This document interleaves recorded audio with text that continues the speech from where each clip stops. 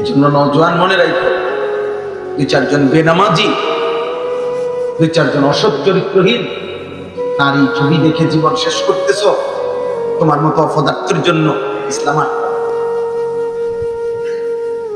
তোমার জন্য অপদার্থের জন্য জান্নাতের লোক কম হবে না।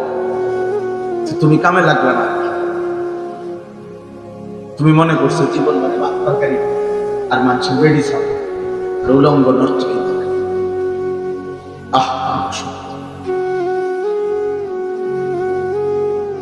সারাদিনে এক ওয়াক্ত নামাজ পড়ে না, সে মুসলমান,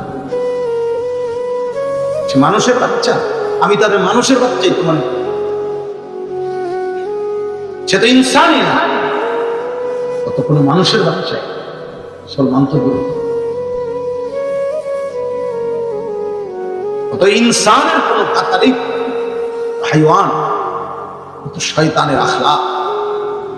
শয়তানই তো তাকে বলে তাফসীরে আছে, শয়তানকে কেন শয়তান বলে? যার অস্তিত্বের প্রতি মুহূর্তে যে আল্লাহর নাফরমানি করে, এই জন্য সারাক্ষণই যে হক থেকে দূরে, এই জন্য তাকে শয়তান বলে। শিন কানুন শাতান, এই শব্দের মূল অর্থ হল যে সর্বদাই হক থেকে দূরে। তাহলে যে ইনসান ফজরও পড়ে না, জোহরও পড়ে না, আসরও পড়ে না, মাগরিবও পড়ে না, ইশাও পড়ে না, এভাবে দিন যায়, রাত যায়, মাস যায়, সপ্তাহ যায়, বছর যায়, এ তো সারাক্ষণই আল্লাহ পাকের গোলামি থেকে দূরে। এটা ইনসান হয় কেন? এটা মানুষ হয় কেন? এই আখলাক তো শয়তান। এই ছেলে,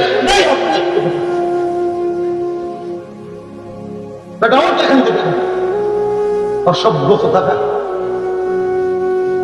এখন মাথা নড়াইলি কেন?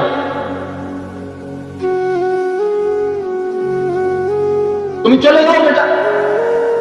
বললাম না, আমি তো ভোট চাইতে আসেন ভাই, প্রত্যেকের একটা একটা ভোট দরকার। এবার আপনি খারাইয়া মোটেন আর বইয়া মোটেন, এটা মূল বিষয় না, ভোটটা দিন। জি না, আল্লাহর জন্য আসছি, এবং নিয়ত করে আসছি, প্রয়োজন আর কোনোদিন আসবে, কোনো সমস্যা নেই, কোনো অসুবিধা নেই।